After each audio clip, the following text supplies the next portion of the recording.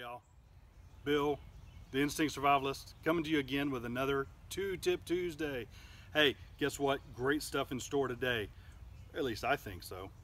Some of the things we need to think about. Let's start with tip number one. Tip number one is learn a new skill.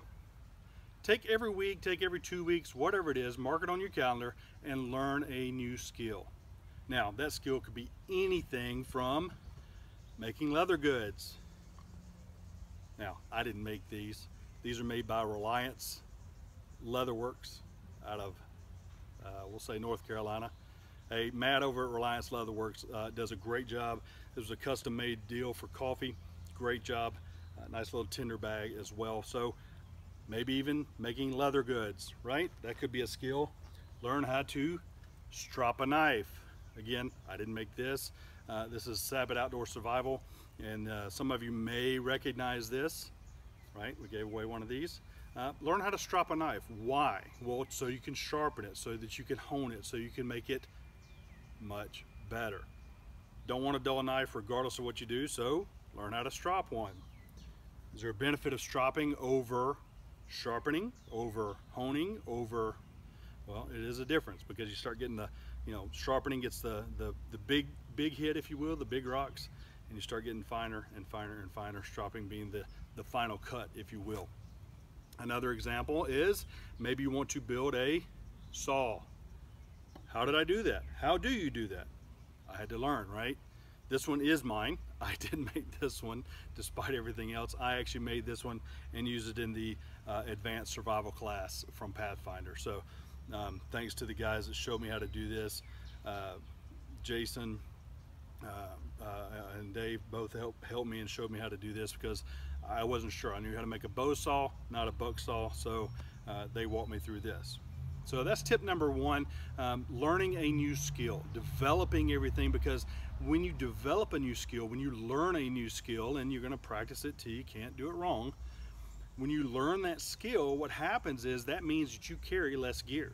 So if you can imagine me carrying this in the woods, well, that's all well and good. If I start off with my pack's gonna be 1,000 pounds just because of all the gear. However, if I'm just carrying a blade and just carrying cordage, then that would take and make a difference in the weight, and it's less stuff that I have to carry. Also of the mindset, if you're going in empty-handed, look at Ex Umbra as the example, empty-handed, if I go in, if I'm in a plane crash, if I'm in a wreck, if whatever it is, and I don't have my kit with me, then what? I have to be able to use the skills that are in my brain, the things that I have learned over a period of time. Some of these things we're going to go through as we continue through Two Tip Tuesday, but those are ideas and things to think about as we go through this, right? Is what are the skills to learn? Why would I learn these? What are the benefits? Is this buck saw beneficial over a bow saw? Well, yeah, because I can get thicker piece of wood in there. That being one main example. Number two, it's a little sturdier than just a bow saw. So the list goes on and on and on, not to mention this is collapsible, and then I can bring it all into one little kit, if you will.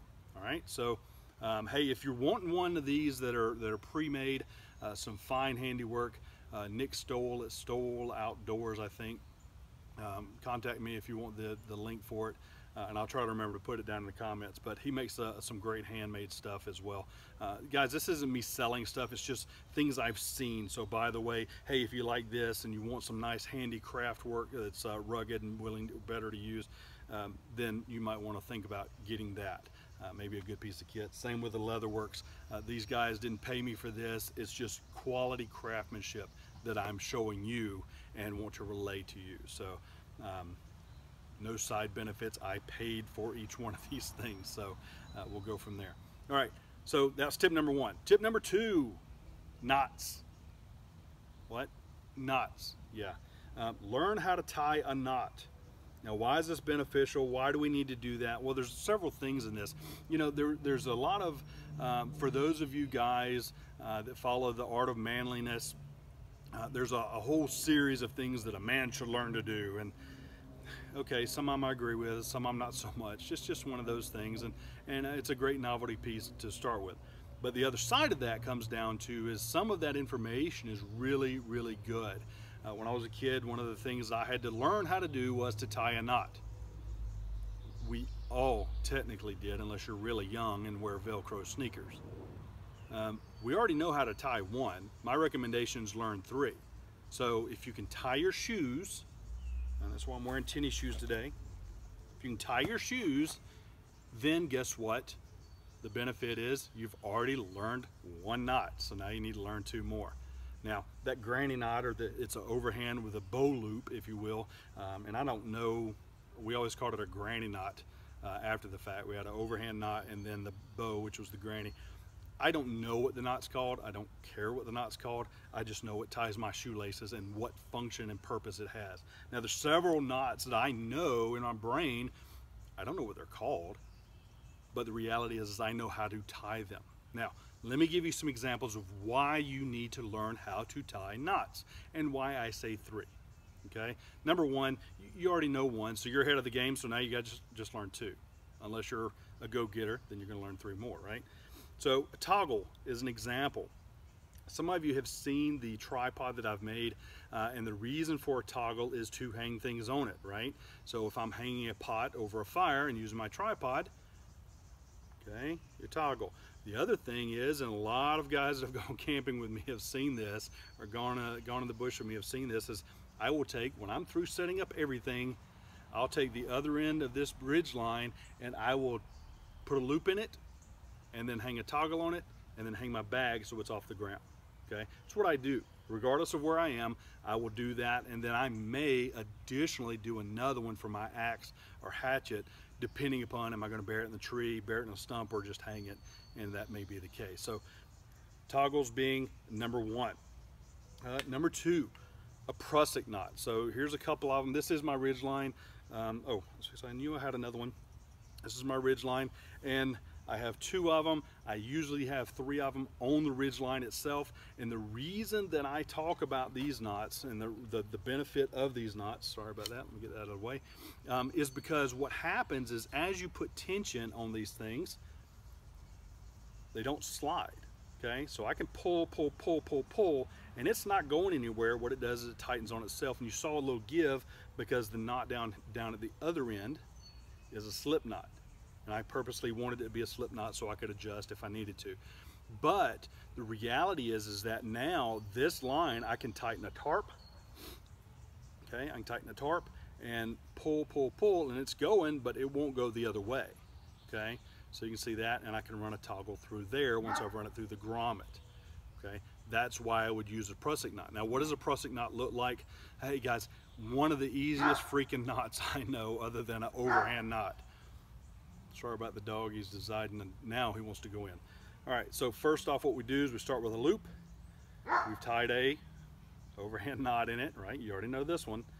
And then what you do is you simply take and just run it in and on itself. Let me show it on the cord because otherwise it's not going to work real well. You run it in and on itself. I've brought this through. And what we're going to do is we're going to have another video of knots. Just some basic knots to learn, but you can see that what I've done is I've actually brought that through once, bring it through again. I'll always make them lay straight so that it's not binding on itself. And then depending upon the load that I put on it, so if I take this and tighten it up now, it should go just fine. If I have it laying right, there we go. The benefit of doing it this way is, okay, now it's going to tighten on itself. I'm good to go. But depending upon the load that I'm bearing, or what I'm carrying, or what I'm tying off, or what I'm tightening up, or whatever it is, I may go another loop. Okay, so again, a prusik knot being another one. So if we're looking at different knots to choose from, and I say that I have, excuse me. There we go. I have this piece of cord, it's just a piece of paracord, hanging from my desk handle. And the reason being is because then I can work with it every day or once a week or what have you. And so what I do is I learn with just a piece of cord. And so you can see some examples. All right, here's another example of another knot. Is this loop that I'm making. Now, what is it called? I don't know. Okay, I know what a prusik is just because it's been beat into my head. I know what an overhead knot is because it's been beat into my head. I know what an alpine loop is because it's been beat into my head. However, if I need to take and put a loop in something as an example, I'm just going to show you one other knot, right? This is quick and easy. Twist it around, pull it through. It does not slip. I can pull one side, not going to slip, pull another side, not going to slip. This is a loop, and it's a binding loop. It binds on itself. You don't have to worry about it slipping out. Now, I can use this to hook something to if I have a carabiner, if I wanted to attach my bag to it. I don't have to worry about it.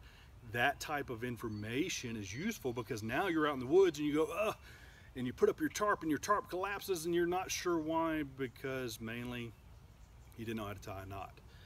That being the big thing. Now, the other side of this comes down to is my opinion. Okay, this is my opinion and my opinion alone. I think you should learn one tightening or self-tightening knot, one that binds on itself like that, and one slip knot. Okay, the reason being is because if we do a slip knot, I want to be able to adjust it, right? Now, I can take that. All I did was just, and I'll show you how I did it. So I can take at any point in time and tighten that down. If I'm tightening it to another tree, and then pop it if I need to. I don't have to worry about if I have gloves on or not. Now, all I did, for those of you that care, twist around, run it up through, and that's it. Okay, that's it. All I do is tighten it up. One more time. Twist around, run it up through, and then tighten it up. Now, some of you may use that as beneficial information, beneficial knowledge. I recommend you getting an app for your phone. Okay, now the Columbia what knots or something like that, I forget what it's called. It's basically the Columbia app, and it's called What's Knot, K-N-O-T. I think it's What Not to Do is what it's actually called. That is a great freebie app to download. Okay, now if you want something a little more informative, there's another one out there. It's called 3D Knots. I don't recall the vendor, I don't recall who makes it, but it will show you in motion what to do, how to do. The other side of it is you can slow it down, because I was looking at it earlier today. You can slow it down because it may be one of those things where somebody goes in and they tie a knot, and I can sit here and do this, and you might not have a clue of what I'm doing. The app will actually take and go, okay, here's what we're doing. Slow down, and then show you the piece by piece of it. Okay, now it's all in animated fashion, so it's good. But those are some beneficial things. If I had one more knot to give you today, it would be a lark's head, and the reason being is because I can run a loop over it, and this is actually how I tie it to my desk handle. I actually do a lark's head, pull it over, and then I can now do something with these. It may be that I start a braid, it may be that I go in and tie a bigger loop. I've used this for attaching my camp axe to a loop on here. So now I can go in and tie that one loop that we were talking about a while ago that doesn't slide out. So those are some of the beneficial things. Again, 2 tips for today, right? 1, learn a new skill. Well, it kind of ties into the second one of learn 3 knots. Okay, the reason for those is again, learning a new skill, less weight, less things you have to carry. So when you look at your kit, when you look at a true survival situation, it's one of those things where you may come up empty-handed. Now what? We're going to be talking about some different things around the survival situations later. An example being the zones and things of that nature, or your environments, as well as some other areas. But that's an example of why you do that. You may not have the ability to have your entire kit. I know when I travel, I cannot carry a knife. So what do? I have to have other options, whether it be having a knife stored in a location at a distance, cached, or somebody's house or something of that nature, or something else. So again, learning a new skill. Number 2 being learn 3 knots. My suggestion, since you already know 1, learn 4, right? And you will quickly realize that you probably know more of them than you think. The difference is just like me, you may not know the names of it. And if I went in and looked them all up, I know there's a name for each one of these things. My thought process in that is I don't care what it's called, just make sure it works. I want to make sure that, you know, when it comes to the end of the day, I'm teaching somebody how to use a knot or tie a knot or what it's for. I taught my kids a taut line hitch. Yes, I know the name of it because I studied and studied and studied and studied it, but the reality is my kids couldn't tell you what it's called now, but they do know how to tie it. So those are the realities, those are the things we think about and the things we want to talk about today. Those are your 2 tips for today. So guys, don't forget to check out the other 2 Tip Tuesdays. They're in this corner. Don't forget to subscribe down in this corner. Subscribe for those of you that haven't. Thank you for those that have. Thanks for the tweets, the retweets, the Facebook likes, all the stuff. Don't forget to share with your friends because we are growing this community together. And don't forget to comment below. Until next time, use your instincts to survive, and thanks for watching.